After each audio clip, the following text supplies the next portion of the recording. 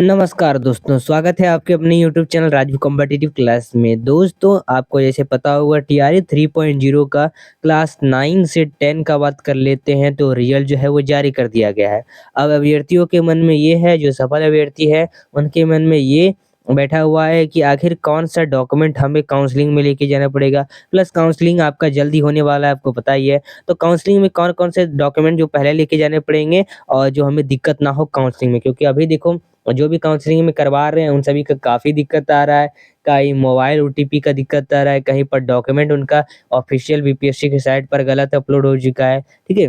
तो इसके लेकर कई सारे प्रॉब्लम आ रही है। तो आइए इसको हम पूरा दूर करेंगे और साथ ही हम जानेंगे कि बीपीएससी टीआरई में जो सफल अभ्यर्थी है, उनका काउंसलिंग हेतु वो कौन-कौन से डॉक्यूमेंट है, जो तैयार रखना है। क्योंकि डॉक्यूमेंट बनाने में भी टाइम लगता है, ठीक है? तो आइए शुरुआत करते हैं सबसे पहले।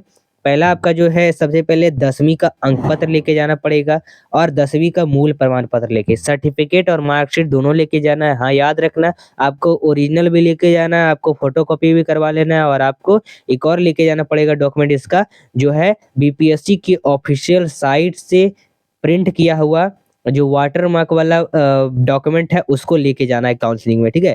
तो ये 3 चीज़ आपको लेके याद रखना है और सभी का करवा लेना है, बस आपका काउंसलिंग है और काउंसलिंग में इतने तो पैसे खर्च करने पड़ेंगे, ठीक है? चलिए, वही दोस्तों बात कर लेते हैं आपके 12वीं तो 12वीं के अंक पत्र भी लेके जाना पड़ेगा प्लस 12वीं के मूल प्रमाण पत्र भी लेके जाने पड़ेंगे।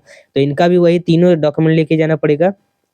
ठीक है, चलिए फिर आपका स्नातक का यहाँ पर अंक पत्र लगेगा, आपका ग्रेजुएशन का भी लगेगा, फिर स्नातक का प्रमाण पत्र लगेगा, अगर नहीं है तो यह औपबंधिक प्रमाण पत्र भी लेके जा सकते हैं।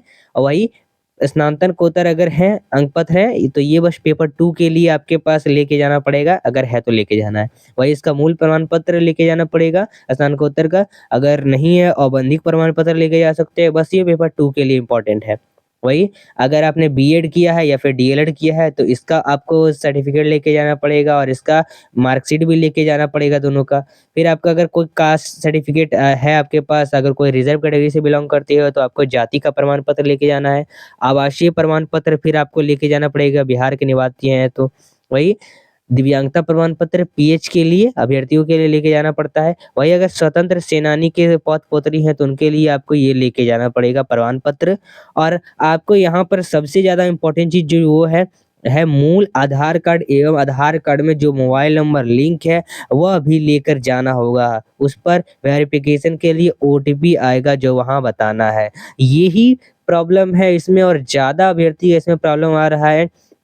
आपका आधार कार्ड है, आपने आधार कार्ड में जो नंबर लिंक है, उस नंबर पर आपको बताना पड़ेगा वहाँ पर और वो नंबर जैसे बताते हो तो आपके नंबर पर ओटीपी आएगा, ठीक है? आधार कार्ड से वो नंबर लिंक होना चाहिए आपका। अगर नहीं है तो लिंक करवा लो, मात्र 24 घंटे के अंदर जो है लिंक हो जाता है।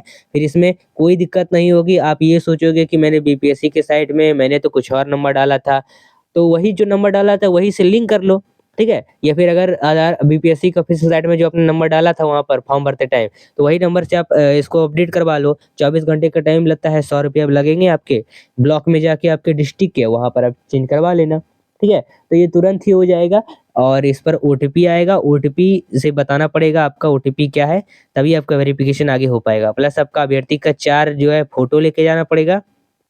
और एक और आपका आधार कार्ड से हिसाब से बोल लें तो एक होता है पैन कार्ड। आपको पैन कार्ड के भी डॉक्यूमेंट्स लेके जाने पड़ेंगे। पैन कार्ड कहीं-कहीं माँगता है तो पैन कार्ड लेके जाना। अगर पैन कार्ड नहीं है तो दिक्कत हो सकती है, क्योंकि देखो यहाँ पर हम पैन कार्ड का भी बात कहे जा रहे हैं, क्योंकि पैन कार्ड लेके जाना, अगर माँग ले तो आपको देना ही पड़ेगा। पैन कार्ड नहीं है तो बनवा लो, मात्र 15 से 20 दिन के अंदर जो है बन के आपका पैन कार्ड आ जाता है आपके पते पर, क्योंकि अभी टाइम है काउंसलिंग होने में, इसलिए बनवा लो।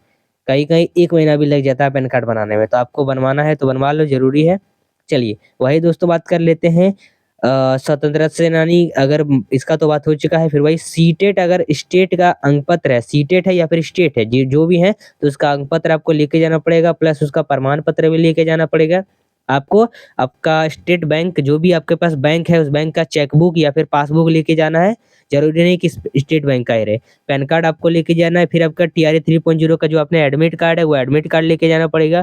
फिर बीपीएससी टीआरए 3.0 का आवेदन प्रपत्र जो है, वो भी लेके जाना पड़ेगा। याद रखना ये सब का मैंने क्या-क्या बताया, पहले ओरिजिनल, फिर फोटोकॉपी और तीसरा जो है बीपीएससी के ऑफिशियल साइट से डाउनलोड किया हुआ वाटरमार्क डॉक्यूमेंट लेके जाना है। तीनों डॉक्यूमेंट 3-3 बार सभी का करवा के लेके जाना पड़ेगा। ओरिजिनल और फिर व्हाइट ब्लैक दोनों में। चलो, सभी प्रमाण पत्र का ओरिजिनल कॉपी लेके जाना है, बीपीएससी का वाटरमार्क वाला सभी प्रमाण पत्र की छाया प्रति भी लेकर जाना है। वाटरमार्क वाला सभी प्रमाण पत्र पर बीपीएससी वेबसाइट पर लॉगिन करने के बाद डैशबोर्ड से प्राप्त कर लेंगे।